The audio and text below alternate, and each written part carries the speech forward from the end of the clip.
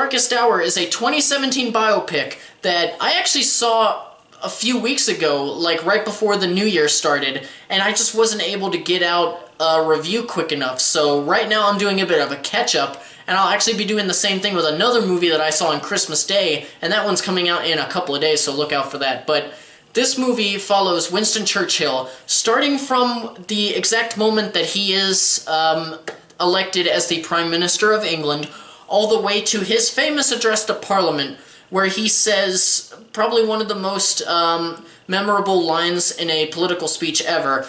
"We shall fight on the beaches, we shall fight on the landing grounds, we shall fight in the fields and in the streets, we shall fight in the hills, we shall never surrender." Gary Oldman plays Churchill in this film, and this man, Churchill, has been portrayed multiple times by many actors.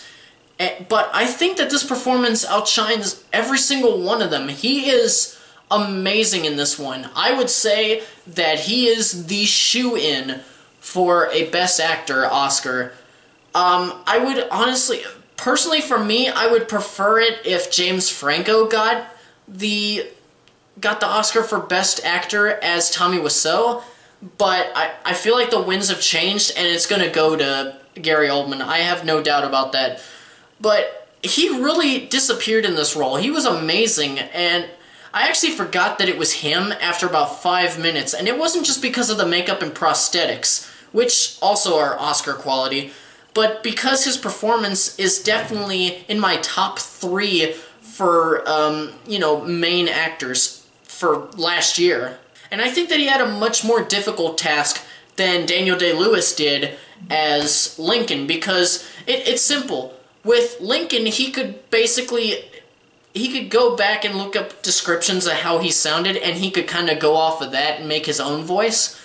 But with Churchill, we have recordings of him speaking, so Gary Oldman had to be as close as possible to how he sounded, and I think that he actually succeeded in his goal. But other than Oldman, the person who should really be given a lot of credit for this movie is actually Lily James, who plays Elizabeth Layton, his personal secretary, and she's sort of his muse throughout the film, and his connection to how the everyday British citizen feels about the conquest of Hitler's Nazi army throughout the rest of Europe. Kristen Scott Thomas plays Churchill's wife, Clemmy, who sadly does not get enough screen time in this movie, but we got enough to where I actually kind of want a movie that's centered around Clemmy Churchill. I think she'd actually be an interesting character to look at, just from her own standalone film. We even have another King George VI, who, portrayed on the big screen, of course,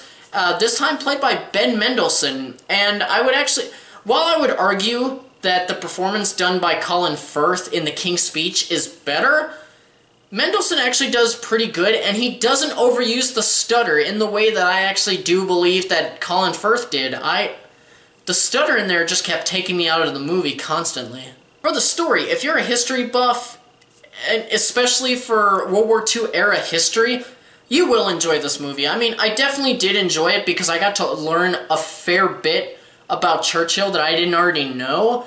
I mean, like how he came to be Prime Minister, how he planned out the evacuation of Dunkirk, which the story arc of which actually gave me a bit more of an appreciation for the Christopher Nolan film, which I did really enjoy from this year.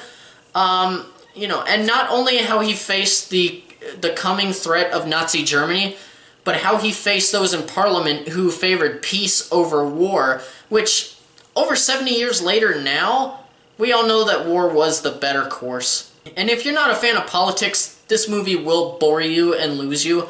I can normally handle a lot of politics, but it actually did start losing my interest after a while. One thing that is both a positive and a negative for the film, it was a scene where Churchill actually goes out in public and talks to many ordinary British citizens and asks them about their opinions on their government, as well as the current state of, will there be war, will there be peace?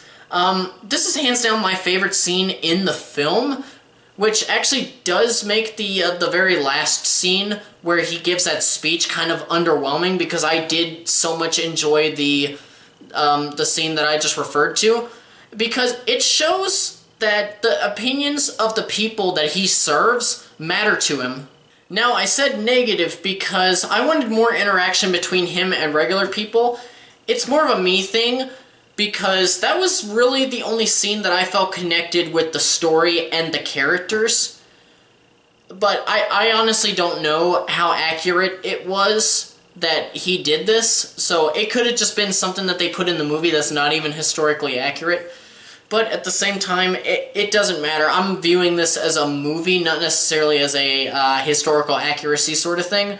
But with this film, what you do get, or what the film does give to you, is just these great performances, great production design, with flashy cinematography that invokes that feeling of enclosure. You feel the tension of the coming war thanks to how it's shot, but overall, the narrative is just...